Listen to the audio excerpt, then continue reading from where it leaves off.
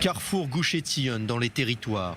Ces blocs de béton, son poste d'observation de l'armée, son soldat de Tzal en garde et sa célèbre station d'autostop.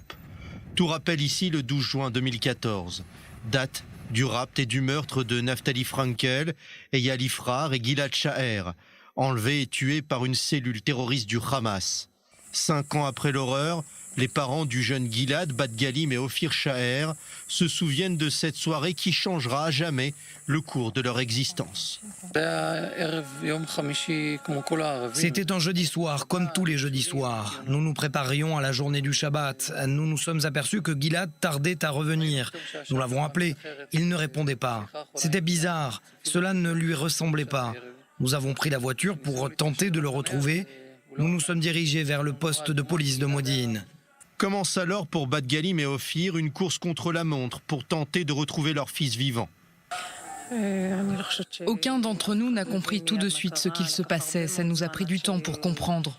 On croyait que les 3 jeunes étaient en vie. On essayait toujours d'être optimiste, de garder espoir. On pensait que ça allait durer quelques jours. Cela a duré 18 jours pour retrouver leur corps sans vie.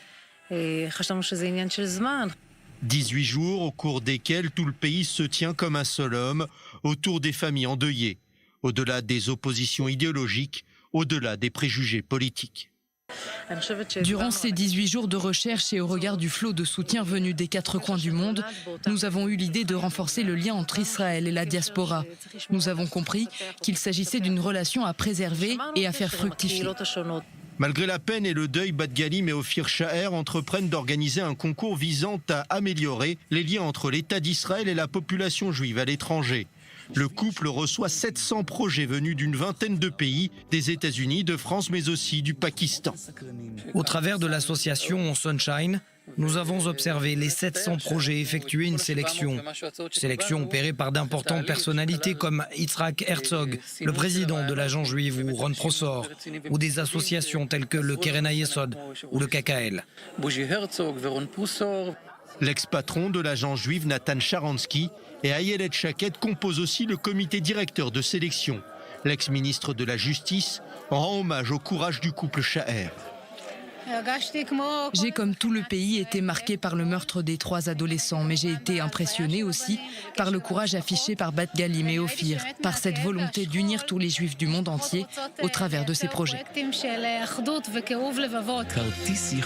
Le projet vainqueur propose d'offrir à chaque juif du monde entier une carte personnelle visant à promouvoir les valeurs d'unité entre Israël et les communautés de l'étranger. Nos représentants publics devraient s'inspirer de ce qui est bon au sein de notre société. Durant les 18 jours de recherche, les barrières sont tombées, le peuple est bon, le peuple aspire à l'union. Des paroles qui sonnent comme un message adressé à la classe politique du pays. Bat Galim et Ophir Shaher s'acharnent à alimenter la lumière de l'unité, celle laissée par Gilad et ses camarades un soir de juin au carrefour Gush Etzion.